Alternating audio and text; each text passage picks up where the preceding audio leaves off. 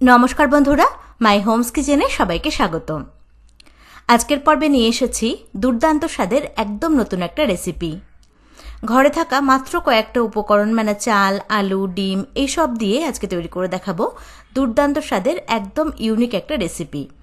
অনেক সময় হয় যে রান্নাবান্না খুব একটা বেশি করতে ইচ্ছে করে না বা তাড়াহুড়ো থাকে, সেই সময় কিন্তু আপনারা দুপুরের খাবারে অথবা রাতের খাবারে এই রেসিপিটা তৈরি করতে পারেন। তৈরি করা খুবই সহজ আর খেতে কিন্তু দুর্দান্ত হয়। তো চলুন ঝটপট দেখে নেওয়া যাক রেসিপিটা। রান্নাটা করার জন্য এখানে আমি এমনি নর্মাল চাল নিয়েছি, যেটা দিয়ে সাধারণত আমরা প্রত্যেকদিন ভাত রান্না করি, সেই চাল দিয়ে করছি। তবে আপনারা চাইলে লং গ্রেন বাসমতি রাইস অথবা গোবিন্দভোগ আতপ চাল দিয়েও কিন্তু করতে পারেন, তবে নর্মাল চাল দিয়েও এটা খুবই ভালো হয়।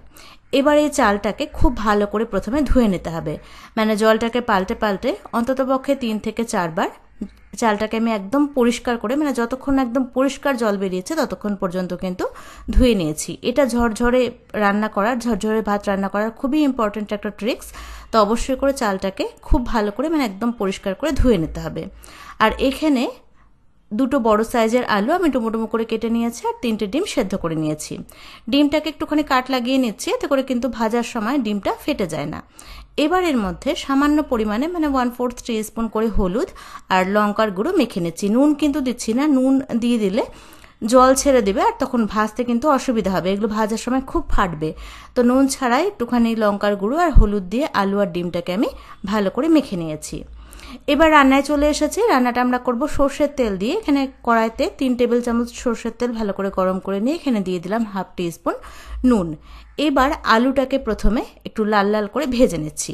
গ্যাসের ফ্লেমটাকে একদম বাড়িয়ে রেখে মোটামুটি 5 থেকে 6 মিনিটের জন্য একটু লাল লাল করে আলুটাকে ভেজে নিয়েছি। দেখুন আলুর কালারটা কিন্তু চেঞ্জ হতে শুরু করেছে, একটু হালকা লাল রং আসতে শুরু করেছে। এই পর্যায়ে এখানে ডিমটা দিয়ে দিলাম।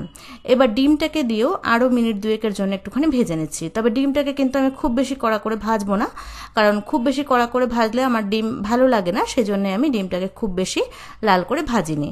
এখানে আমার আলু আর ডিম ভাজা হয়ে গেছে, এবার এটাকে তুলে রাখছি। আর এই তেলটার মধ্যেই রান্নাটা আমি করব। তো এখানে ফোড়ন দিলাম একটা তেজপাতা, 1 টুকরো দারচিনি, আর এর সাথে দিয়ে দিচ্ছি 4টে ছোট এলাচ, আর দিচ্ছি 5-6টা মতন লবঙ্গ, আর যাচ্ছে 1/2 টিস্পুন গোটা জিরে।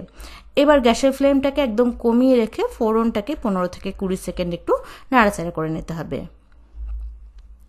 ফোড়নটা চলে এসেছে, খুব সুন্দর একটা মিষ্টি সুগন্ধ বেরিয়েছে। এবার এখানে দিয়ে দিলাম একটা বড় সাইজের পেঁয়াজ কুচি। পেঁয়াজটাকে লাল লাল করে ভেজে নিচ্ছি। তো গ্যাসের ফ্লেমটাকে একটু বাড়িয়ে রেখেই কিন্তু পেঁয়াজটাকে আমি মোটামুটি মিনিট 2-এর জন্য ভেজে নিয়েছি। দেখুন কালারটা কিন্তু হালকা লাল আসতে শুরু করেছে। এবার এখানে দিয়ে দিলাম বড় সাইজের একটা টমেটো কুচি, আর দিয়ে দিচ্ছি 2 চামচ মানে 2 টিস্পুন আদা রসুন আর কাঁচা লঙ্কা বাটা। এবার এখানে দিয়ে দিচ্ছি 1/2 টিস্পুন নুন, 1/2 টিস্পুন দিয়ে দিচ্ছি হলুদ। এ সময় কিন্তু গ্যাসের ফ্লেমটা কমিয়ে রাখতে হবে, নাহলে তল থেকে পেঁয়াজটা পুড়ে যাবে। এর সাথে দিয়ে দিলাম 1/2 টিস্পুন করে ধনে গুঁড়ো, জিরে গুঁড়ো, Kashmiri red chilli powder 1/2 teaspoon আমি দিয়েছি, আর দিয়ে দিলাম 1/2 টিস্পুন চিনি। আপনারা যদি চিনি অপছন্দ করেন চিনি বাদ দিয়েও করতে পারেন, তবে চিনি দিলে টেস্টটা ভালো হয়, টেস্টটা কিন্তু ব্যালেন্স হয়, খেতে ভালো লাগে। এবার এখানে 1/2 কাপ মতন জল দিয়ে দিয়েছি, আর দিয়ে দিলাম বেশ খানিকটা ধনেপাতা কুচি। কষানোর সময় একটুখানি ধনেপাতা দিলে কিন্তু ধনেপাতার ফ্লেভারটা খুব ভালো মতন রান্নার মধ্যে বসে যায়, আর সেটা খেতেও ভীষণ ভালো লাগে। এবার এই সব কিছুকে খুব ভালো করে আমি কষিয়ে নিয়েছি। একটু সময় নিয়ে মানে মোটামুটি 5-6 মিনিট মতন সময় নিয়ে খুব ভালো করে এটাকে কষিয়ে নিয়েছি। মশলাটা কিন্তু একদম নরম হয়ে গেছে। এবার এখানে ধুয়ে রাখা চালটা দিয়ে দিলাম।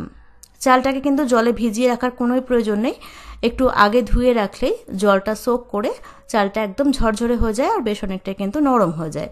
এবার মশলার সাথে চালটাকে মোটামুটি মিনিট 3-এর জন্য খুব ভালো করে আমি নাড়াচাড়া করে নিয়েছি।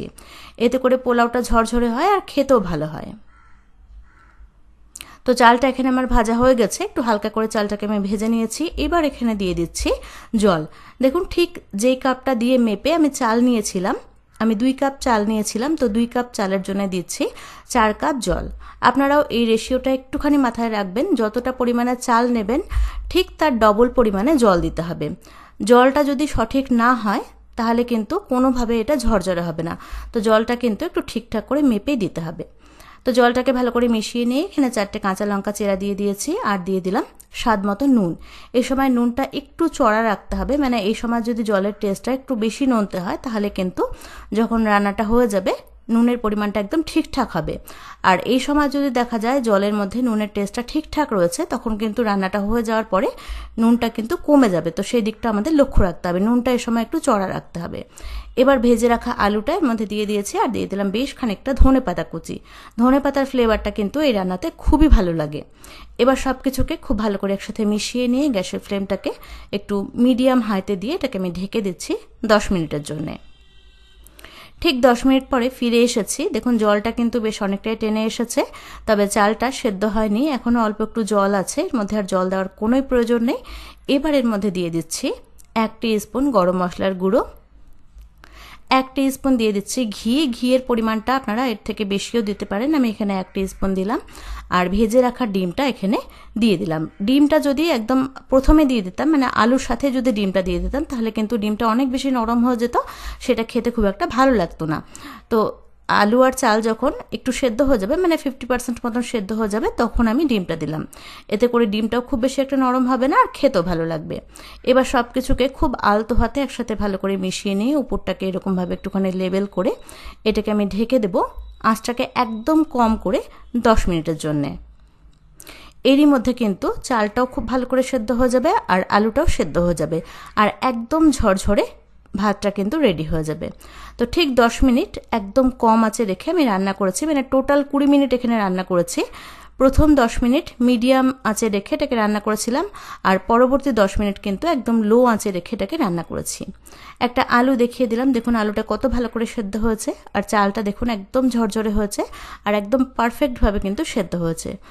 ওভার কুকও হয়ে যায়নি আবার কাঁচাও হয়ে নেই, ঠিক যেরকমভাবে সেদ্ধ হওয়া দরকার সেরকমভাবে কিন্তু সেদ্ধ হয়েছে। ব্যাস তৈরি করে নিলাম খুবই সহজ একদম ঝরঝরে একটা রেসিপি। এটা কিন্তু অনেকটাই বিরিয়ানির মতন খেতে, তবে এটা বিরিয়ানি না, আপনারা খুব তাড়াহুড়োর সময় বা যেদিন একটু অন্যরকম রান্না করতে ইচ্ছে করবে সেদিন এই রেসিপিটা ট্রাই করতে পারেন। এটা খেতে দুর্দান্ত হয় আর তৈরি করতে কিন্তু মাত্র 40 থেকে 45 মিনিট মতন সময় লাগে। খুবই অল্প সময়ের মধ্যে ঘরে থাকা উপকরণ দিয়ে এটা তৈরি হয়ে যায়। তো কেমন লাগলো আমার আজকের এই রেসিপি সেটা আমাকে অবশ্যই কমেন্টস করে জানাবেন আর ভিডিও ভালো লাগলে অবশ্যই এটা লাইক করবেন আর চ্যানেলটাকে সাবস্ক্রাইব করবেন।